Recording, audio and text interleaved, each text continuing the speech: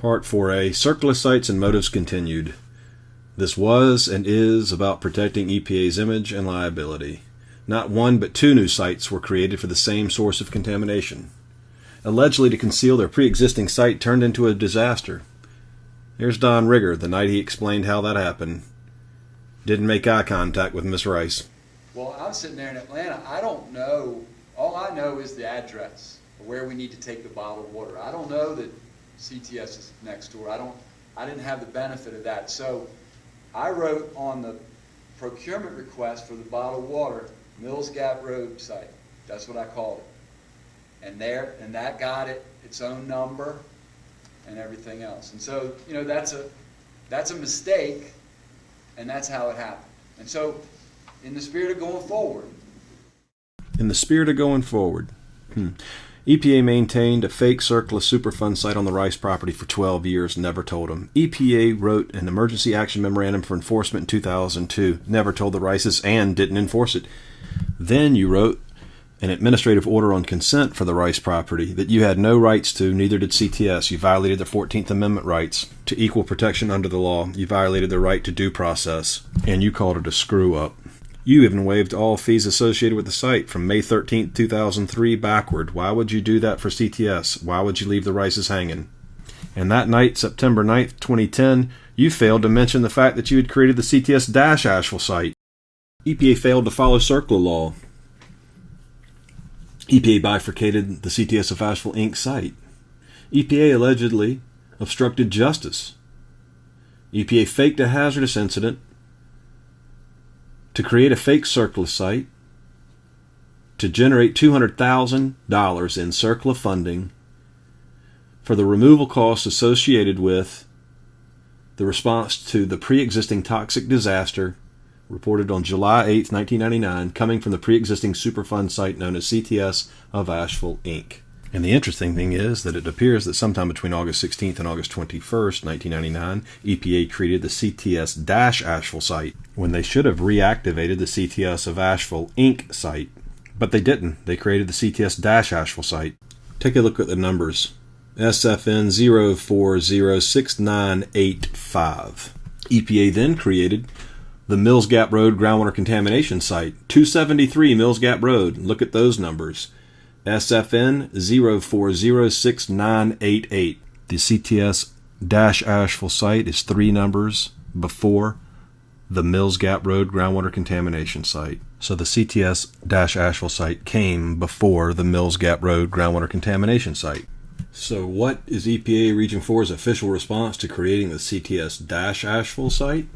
The SFN 0406985 CTS-Asheville CERCLIS designation was deleted sometime around 2010 when Carolyn Callahan, former remedial project manager, discovered the CERCLIS duplication during the reevaluation of the CTS of Asheville Inc. site. It is not uncommon for historic latitude and longitude measurements or location zip codes entered into CERCLIS to be inaccurate. The CTS-Asheville CERCLIS site is no longer in the CERCLIS database. Now let's look at the flaws with this official explanation for the CTS-Asheville site. Carolyn Callahan did not discover the CTS duplication in 2010. Callahan was informed by our community that there were 3 CERCLIS sites for the same source of contamination. Of course, this is not a new concept with regard to Callahan, the former remedial project manager. She's had other false discoveries. For example, in September 2010, Callahan photographed newly discovered barrels and states that it would require follow-up investigation. One problem: those buried barrels were discovered in November 1999 under Don Rigger, project manager 4, the START investigation conducted by Barbara Caprita, second emergency on-scene coordinator. The investigation was for the Mills Gap Road groundwater contamination site, the faked site, and there's Carolyn Callahan in 2010 saying that this is new and that a follow-up investigation was warranted. There are the buried barrels. They're on CTS's property. They're in the boneyard. And you can see Larry Rice Jr.'s house in the background. He had 2 kids living there, 2 very young kids. The first time we were reviewing these documents, they used enough toner to block out anything. Although when you do look at a clean copy from 1999, you can clearly see that the ice chest for the samples drops right in on top of the other and thus you have buried barrels. This was discovered in November 1999, although it was done under the wrong site that was fraudulently created. November 10th, 1999. And there's Carolyn Callahan discovering buried barrels along Larry Rice Jr.'s fence line. Callahan didn't discover the duplicate. In fact, EPA failed to follow its own guidance in its mandated requirement to search properly for a potentially responsible party. In addition to failing to follow that guidance, EPA also failed to follow the proper guidance under the CERCLA laws to avoid duplicating sites. EPA failed to verify the site name and location to ensure that the site exists and is not a duplicate site, or that it's not an alias for another site. It seems as if EPA failed to follow the proper protocol intentionally. They failed to follow their own guidance. They didn't verify the site name and cross-reference it against other entries in CERCLIS to ensure it was not a duplicate entry because they created a separate site. They called it CTS-Asheville. They gave it a new number. It's not a duplicate. If it were a duplicate, it would have the same name and same number. At the very least, it would have the same name. Moreover, there are other problems. If it were a simple duplication, a screw-up of a different kind, why did the name change from CTS of Asheville Inc. to CTS-Asheville? Why did the numbers change from NCD 0031495556 to SFN 0406985? 3 numbers before the Mills Gap Road groundwater contamination site. In the CERCLIS world, those numbers are right on top of each other. And how about that screwy idea that it is not uncommon to have latitude or longitude or historical zip code information be inaccurate? This is an NCDNR FTP website. It lists Superfund sites in order of their longitude and latitude coordinates. Take a look at CTS of Asheville and CTS-Asheville. The longitude and latitude numbers are identical on this NCDNR website for EPA Superfund sites. Both of them are listed for Mills Gap Road, and both of them have the same discovery date, 1980. They duplicated part of it. It was the same source for 2 sites. And there it is, same exact longitude and latitude numbers. And yet those longitude and latitude numbers changed. In 2009 on an ATSDR website, the longitude and latitude coordinates for CTS-Asheville somehow appear 6.54 miles away on Pine Grove Avenue, right near the hospital, 6.5 miles away. Here's CTS of Asheville. Flying downtown to 56 Pine Grove Avenue, we end up at the new location for CTS-Asheville. Somehow it's been moved. Now why would that happen? Here's 56 Pine Grove Avenue, a low-income home near the hospital for CTS-Asheville to be dropped on. Milton Poulos had no idea that had happened to his home. Why would they move the CTS-Asheville site 6.5 miles away from the CTS of Asheville site? It doesn't make sense. Then again, neither does EPA's official response to the creation of CTS-Asheville. Finally, the Mills Gap Road groundwater contamination site and EPA's official response. SFN 0406988, Mills Gap Road groundwater contamination site, parentheses Mills Gap site.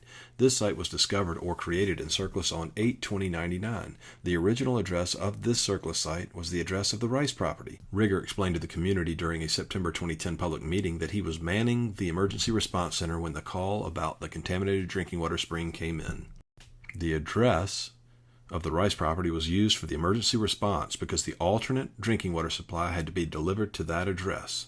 Mr. Rigger assured the community that the site being prepared for the proposal to the NPL was the CTS of Asheville Inc. site, and that EPA would rectify this in CERCLIS, which EPA has done. The Mills Gap site was formally combined with the CTS of Asheville Inc. site in March 2011. The name Mills Gap Road groundwater contamination site is listed as an alias in the CERCLIS database under the CTS of Asheville Inc. site, but was deleted as a separate entity in CERCLIS. Again, if a car thief stole a car in 1999, drove it until 2012, returned it to the garage that it came from because they were scared they were going to get caught, just because they brought the car back to the garage does not negate the fact that they are a car thief. Debunking EPA Region 4 claims.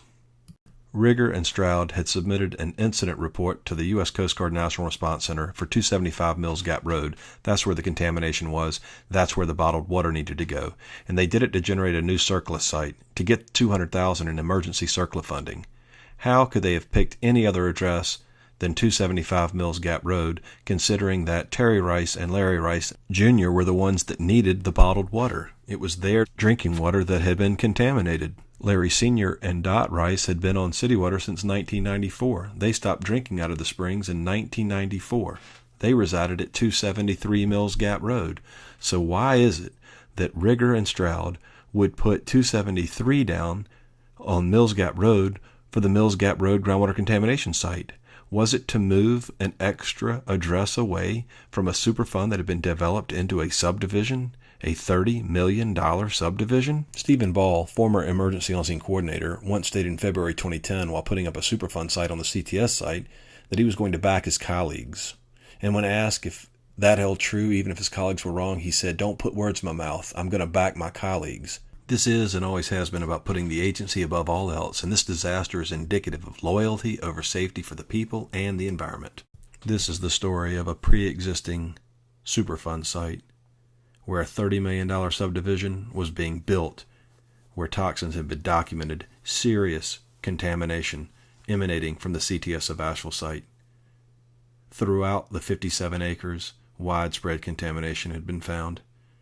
Contamination had also been found on the Rice property in 1990, and yet, because of EPA's mismanagement of the site, it was turned into a $30 million subdivision known as Southside Village, and that's what this is all about. And who would be better to ask about the apparent collusion between CTS Corporation and EPA Region 4? Why not ask Jennifer Wendell? Jennifer Wendell, her name appears on the CTS of Asheville site, the CTS-Asheville site, and the Mills Gap Road groundwater contamination site as the site assessment manager. How is that possible? Why didn't Wendell spot it? Why didn't she correct it? Of course, you could ask Ken Lucas because his name's on all three sites as well.